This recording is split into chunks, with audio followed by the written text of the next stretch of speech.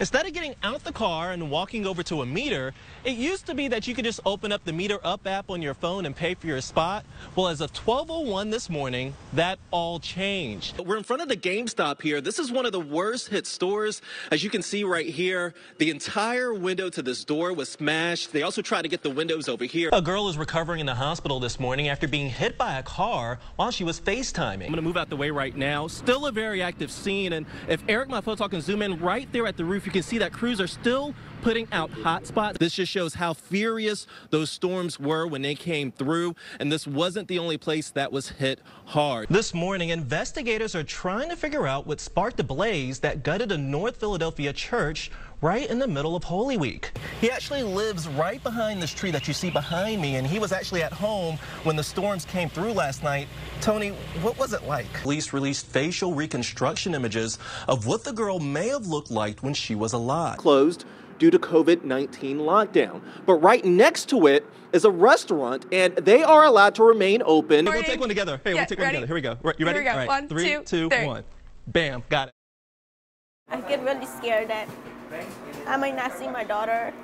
Like, you know, if I get deported, it's really hard for me. With tears in her eyes, Wendy, whose last name we decided not to use, looks in fear at pictures of ICE raids across the country.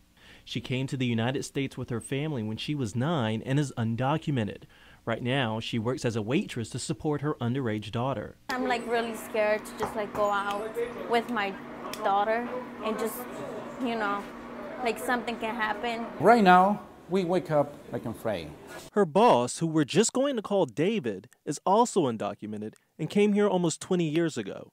After working several jobs, he was able to open his restaurant. Thursday, David and several other business owners and workers will participate in a nationwide demonstration called Day Without Immigrants. We're not going to buy no gas. We're not going to go to the grocery. We're not going to go to shop, nothing. David said his restaurant serves around 200 people per day.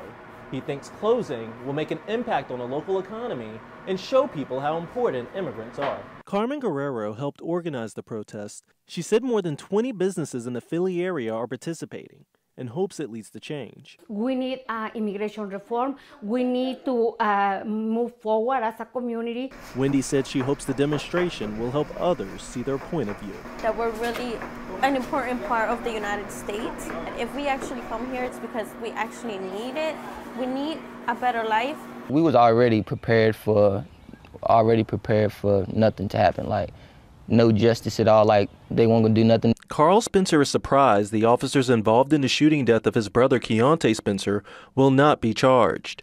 Police say he refused to put down a BB gun he was holding. No matter how wrong he was, he dead now, which was not supposed to happen. Like, they're wrong. They killed him. He don't have no story to tell of what really happened. On Wednesday, Chief Howard Hall said Spencer turned to officers 6 times and was attempting to point a gun at them. His brother said he still has questions. What they were saying in the first press conference, that the subject, which is my brother, was struck right after turning around, like immediately after he turned. So when did he have time to raise the gun up? And when did he turn around 6 times? And he wants an independent investigation. They shouldn't have nothing to do with this case because the police was involved in killing my brother. So the police that in that jurisdiction, whatever you call it, they shouldn't have nothing to do with it. Either way, he says no matter what happens, nothing can bring back his brother. It's just not right, man. Like, I still think about it every day. I probably will think about it every day for the rest of my life. I was homeless for a little bit. I slept in my car. It was hard, and just, you know, not wanting nobody to know your struggles because you're trained to be a soldier.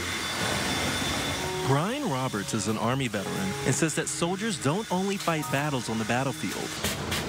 One of his biggest fights was after he left the military. He had trouble finding a job when he returned home. Unable to pay his bills, he was forced to live in his car. It was hard to transition. You know, people that was in the military have pride, and sometimes that pride, it builds like an obstacle for you to, you know, ask for help. But help is coming from an unlikely place. 14-year-old Cole McCafferty.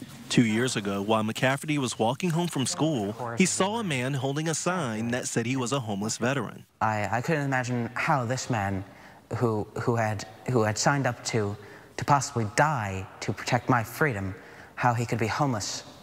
And, well, you know, it was part of that which compelled me to set up Cole's Challenge. Cole's Challenge has two parts. The first is to challenge everyone to do a random act of kindness. And second, to raise $50,000 for the Veterans Multi-Service Center. So the VMC serves over 6,000 veterans every single year with comprehensive services. So it's anything from benefits and entitlement analysis, housing, to job training and job placement. Debbie Derricks is the Director of Development for the VMC. She says the money will go towards a new kitchen at the newly built Edison 64 Veterans Community. It's a former high school that endured the highest number of casualties during the Vietnam War. We have 66 units of permanent housing.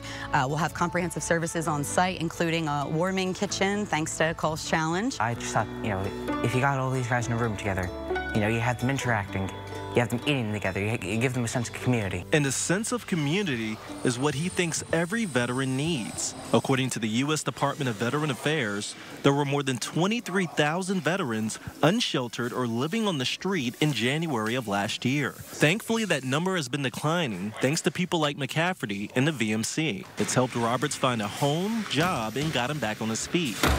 Now he's paying it forward by helping to renovate Edison 64. Roberts hopes that Cole's Challenge will encourage all of us to serve the ones who serve. So for something like that to take effect nowadays, especially when, you know, some people don't care, even adults, but as adolescents and children, to care about stuff like that is touching. In North Philadelphia, Khiree Stewart, PHL 17 Morning News. Philadelphians have waited more than half a century for this moment. Fly, Eagles, fly, on the road to victory. That road to victory went up Broad Street, where the Eagles rode on buses towards the Art Museum, players clinching the Vince Lombardi Trophy. We've been waiting for this our whole life. Some players got off the bus to be with the crowd. It was a sea of green as Birds fans packed the sidewalks, and some even climbed buildings to see their favorite players. Nick Foles all the way. Philly special! Some even drove hours to be a part of history. I can't imagine not being here for this. Rebecca Shannon came all the way from South Carolina and thinks this is the beginning of a new era for the city. I think that this is going to hold the city together for a long time. It was a pretty chilly day with temps below freezing, but to Eagles fans, but it's 100 degrees somewhere, and that's how I feel, you know. In the Caribbean, on an island, relaxing, that's the way I feel right now. The parade ended at the Art Museum. Jeff Lurie held the Vince Lombardi Trophy as he and his team greeted the crowd. It was a chance for the Eagles to show some love towards their fans. To be a part of the Philadelphia Eagles, be a part of these guys, it's one of the greatest things I've ever done in my life. For the hundreds of thousands of fans that packed the city streets, this was more than a parade. For one day, it didn't matter how old you were or what color you were.